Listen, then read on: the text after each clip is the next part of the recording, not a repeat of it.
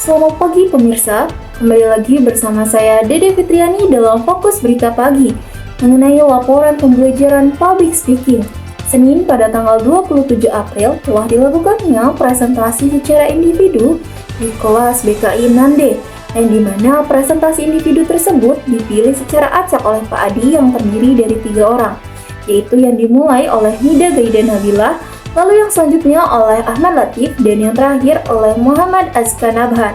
Setelah dilakukannya presentasi secara individu, dilanjut dengan membaca cerpen yang disampaikan oleh Devia Awalia Zahrani dan Mutia Fadilah. Pemirsa, materi yang disampaikan pada pembelajaran kali ini menekankan bahwa demam panggung merupakan kondisi psikologis yang cukup umum dialami oleh banyak orang. Fobia berbicara atau yang dikenal dengan istilah glossophobiya adalah rasa takut berlebihan saat berbicara di depan umum, yang tingkatnya lebih dari sekedar rasa gugup biasa.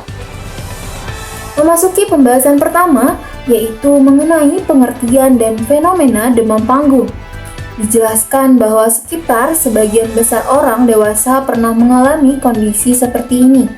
Hal ini menunjukkan bahwa demam panggung merupakan sesuatu yang sangat wajar, namun tetap perlu dikelola dengan baik agar tidak menghambat potensi dirinya sendiri. Selanjutnya dibahas mengenai ciri-ciri dari demam panggung. Secara fisik, seseorang dapat mengalami jantung berdebar, nafas tidak beraturan, berkeringat dingin, tangan gemetar, hingga suara yang bergetar. Bahkan dalam beberapa kasus dapat muncul rasa mual, pusing, atau sakit perut sebelum tampil. Tidak hanya secara fisik, demam panggung juga ditandai dengan gejala emosional dan kognitif, seperti rasa takut dinilai negatif, khawatir melakukan kesalahan, sulit fokus, hingga perasaan tidak percaya diri. Kondisi ini seringkali membuat seseorang ingin menghindari situasi berbicara di depan umum. Pemirsa, memasuki pembahasan berikutnya, yaitu mengenai dampak dari demam panggung. Dijelaskan bahwa kondisi ini dapat berdampak negatif terhadap kehidupan seseorang, seperti menurunnya performa akademik maupun dalam pekerjaan, terbatasnya peluang karir, hingga menurunnya rasa kepercayaan diri.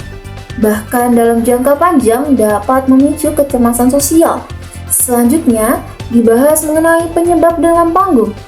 Beberapa faktor yang mempengaruhi diantaranya adalah pengalaman buruk di masa lalu, kurangnya persiapan, sifat perfeksionis, citra diri yang negatif, serta faktor biologis atau genetik. Faktor-faktor ini saling berkaitan dan dapat memperkuat rasa takut saat berbicara di depan umum. Pemirsa, pembahasan yang tidak kalah penting adalah mengenai cara mengatasi demam panggung. Dijelaskan bahwa langkah pertama yang harus dilakukan adalah melakukan persiapan yang matang, seperti menguasai materi, membuat catatan terstruktur, serta berlatih secara berulang. Selain itu, teknik relaksasi juga sangat dianjurkan, seperti pernafasan dalam, meditasi, dan relaksasi otot. Teknik-teknik ini dapat membantu menenangkan pikiran dan mengurangi ketegangan fisik saat akan tampil. Tidak hanya itu, visualisasi positif juga menjadi salah satu cara efektif, yaitu dengan membayangkan diri tampil dengan percaya diri dan berhasil menyampaikan materi dengan baik. Hal ini dapat meningkatkan keyakinan diri sebelum tampil. Dalam praktiknya, terdapat beberapa tips tambahan yang dapat dilakukan, seperti datang lebih awal untuk mempersiapkan diri, fokus pada pesan yang akan disampaikan, serta menganggap audiens sebagai teman berbicara. Bahkan penggunaan afirmasi positif seperti "saya bisa" juga dapat membantu meningkatkan kepercayaan diri. Pemirsa, sebagai penutup dapat disimpulkan bahwa demam panggung merupakan hal yang sangat umum dialami oleh banyak orang. Namun bukan berarti tidak bisa diatasi. Dengan persiapan yang baik, latihan yang konsisten, serta pengelolaan emosi yang tepat, setiap orang memiliki potensi untuk menjadi pembicara yang percaya diri dan efektif. Demikian laporan pembelajaran yang dapat kami sampaikan.